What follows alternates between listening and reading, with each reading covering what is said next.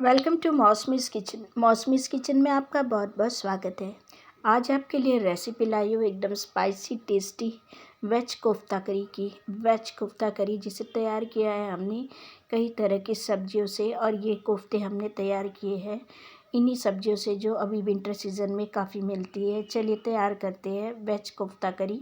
इसके लिए ली हूँ मैंने ये पत्ता गोभी को अच्छी से मैंने बारीक काट ली हूँ। प्याज को भी एकदम क्रश कर ली हूँ। ये है मटर जिसे मैंने हल्का दरदरा मिक्सी में पीस ली थी, और ये है बीन्स जिसे भी मैंने हल्का दरदरा मिक्सी में पीस ली हूँ। इससे हमारे कोफ्ते अच्छे से तैयार होंगे, इसलिए मैंने इसे पीस करके रखी हूँ। ये है टमाटर का पेस्ट, ये है प्याज का पेस्ट और अदरक लहसुन का पेस्ट। चलिए तैयार करते हैं। और उसके लिए ग्रेवी के लिए मैं लूँगी एक बाउल में दही, इसमें डालूँगी मिर्ची, हल्दी, नमक और थोड़ा सा धनिया पाउडर। देखिए मसालों की क्वांटिटी आप अपने अनुसार रख सकते हैं, जितनी क्वांटिटी में आपको दही अच्छा लगता है। अब इसको मैंने अच्छे से मिक्स करके इस तरह का मिक्सचर तैयार कर ली हूँ। अब हम इसे साइड में रख देंगे। अब एक बाउल में लेंगे बेसन को अच्छी से मिक्स कर लेंगे। मिक्स करने के बाद अब हम इसमें डालेंगे एकदम बारीक कटी हुई पत्ता गोभी। ख्याल रखिए एकदम बारीक काट के हमें पत्ता गोभी यूज़ करना है। अब इसमें ये जो क्रश करी हुई बीन्स और मटर का पेस्ट अच्छा दरदरा होना चाहिए, और एकदम चॉप्ड बारीक कटे हुए प्याज। अब इसको हम अच्छी से एक दूसरे से मिक्स कर लेंगे हाथों की सहायता से। उससे पहले मसाले डालेंगे जैसे जीरा, मिर्ची, हल्दी, नमक और थोड़ा सा धनिया पाउडर। मसाले कम ज़्यादा हो सकते हैं आपके बेसन और सब्जियों की क्वांटिटी के हिसाब से। थोड़ा सा अदरक और लहसुन का पेस्ट जिससे कोफ्ते में और अच्छा स्वाद आएगा। अब इस सबको अच्छी से एक दूसरे से मिक्स कर लेंगे जब तक कि सारी सब्जियां बेसन में अच्छे से मिक्स ना हो जाए। सारी सब्जियां बेसन में जब अच्छे से मिक्स हो जाएंगी तो कोफ्ता बनाने में बहुत आसानी होगी। अब इसको अच्छे से मिक्स करने के बाद मैं इसमें थोड़ा थोड़ा पानी डालती जा रही हूँ, और इसे अच्छे से मिक्स करेंगे। एक हल्का सा अच्छा टाइट डो तैयार करेंगे। हम हल्का हल्का इसको इस तरह से हाथों से मिक्स करते जाएंगे थोड़ा थोड़ा पानी डाल के, और इस तरह का एक डो तैयार करेंगे जो हमारे कोफ्ते बनाने के लिए तैयार है। अब इसके लिए अब हाथ में मैं इस तरह से इसके कोफ्ते के शेप दे रही हूँ। इसको मैं इस तरह का ओवल शेप दी हूँ। चाहे तो आप राउंड कोफ्ते भी तैयार कर सकते हैं। मैंने इसे ओवल शेप में तैयार करी हूँ।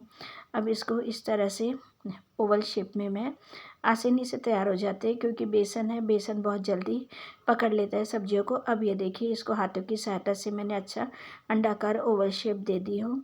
इसी तरह से बारी बारी से सारे हम कोफ्ते तैयार कर लेंगे। अब ये देखिए सारे कोफ्ते हमारे तैयार हो गए हैं। अब हम करेंगे इसे डीप फ्राई।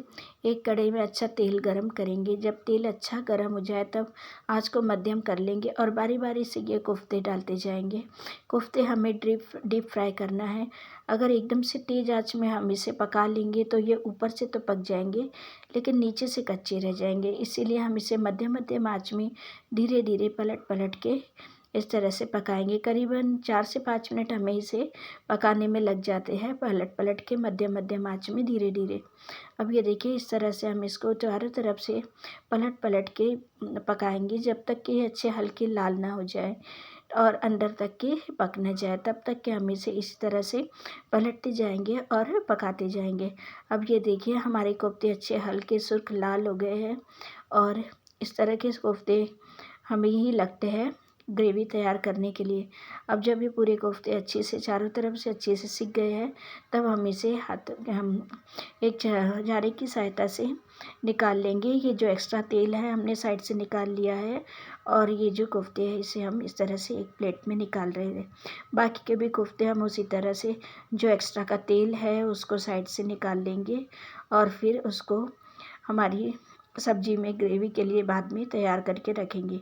अब ये देखिए ये सारा तेल मैंने साइड से निकाल लिया हो।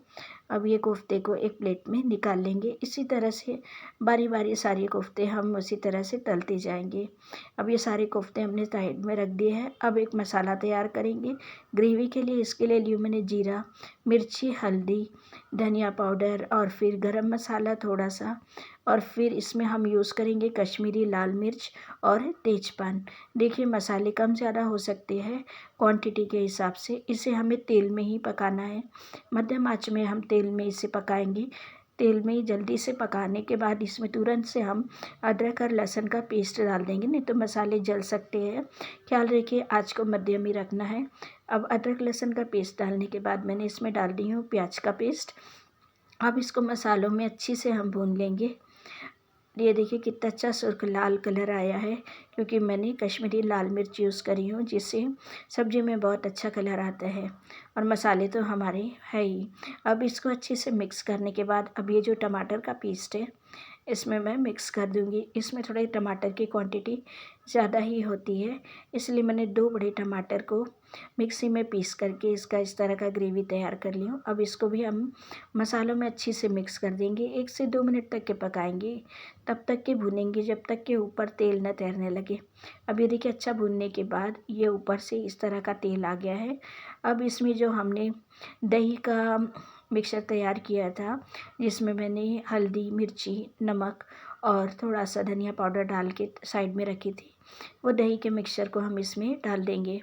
अब इसको भी अच्छे से मिक्स करेंगे 1 से 2 मिनट तक के। जब ये अच्छे से मिक्स हो जाएगा तो इसका कलर भी एकदम चेंज हो जाएगा।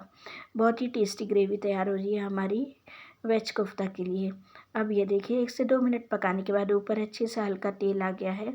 अब इसमें थोड़ा सा पानी हम डालेंगे, पतली ग्रेवी नहीं करनी है। थोड़ा पानी डालने के बाद इसे 1 से 2 मिनट तक के हम इसी तरह से पकाएंगे। अब इसको हमें थोड़े से तेज़ आंच में पकाना है, कि जो ग्रेवी है वो अभी पतली है, उसको तेज़ आंच में पका करके हम इसको गाढ़ा कर देंगे। अब ये देखिए 1 से 2 उबाल लेने के बाद अब इसमें मैंने डाल दी हूँ थोड़ा सा कसूरी मेथी। कसूरी मेथी से इसका स्वाद डबल हो जाएगा। अब इसको भी मैंने अच्छे से मिक्स कर ली हूँ। 1 से 2 मिनट तक के हम इसे ऐसे ही पकाएंगे। 1 से 2 उबाल लेंगे। 1 से 2 उबाल लेने के बाद ये जो हमारी ग्रेवी है ये अच्छी गाढ़ी हो जाएंगी। अब ये देखिए 1 से 2 उबाल ले ली हूँ। अब इसमें मैं डाल दे रही हूँ स्वाद अनुसार नमक। अब ये स्वाद अनुसार नमक डालने के बाद इसको हम अच्छे से मिक्स कर लेंगे। आँच को मध्यम ही रखेंगे। मध्यम आँच में हम इसे पकाते रहेंगे, जिससे हमारी ग्रेवी धीरे धीरे करके अच्छी गाढ़ी हो जाएंगी। अब लास्ट में हम इसमें जो कोफ्ते हमने तैयार किए थे वो इसमें डाल देंगे। अब ये सारे कोफ्ते मैंने इसमें डाल दी हूँ और इसको इस तरह से हम मिक्स कर देंगे। अब ये कोफ्ता हमारा करी के में चला गया है। अभी 1 से 2 मिनट पकाएंगे, ज़्यादा देर तक के हमें पकाने की ज़रूरत नहीं है, क्योंकि हमारे कोफ्ते पहले से ही पके हुए तैयार है। अब इसको इस तरह से ग्रेवी में हम मिक्स कर लेंगे। 1 से 2 मिनट पकाएंगे और फिर गर्मा गर्म सर्व करेंगे इस तरह। इसे आप सर्व कीजिए लंच में, डिनर में, रोटी के साथ, पराठे के साथ। सभी को बहुत ज़्यादा पसंद आएगा। इसका टेस्ट भी बहुत ही यूनिक होता है और ट्राई कीजिए। और अगर आपको मेरी रेसिपी पसंद आ रही है, like share subscribe. Thank you for watching. Thanks very much.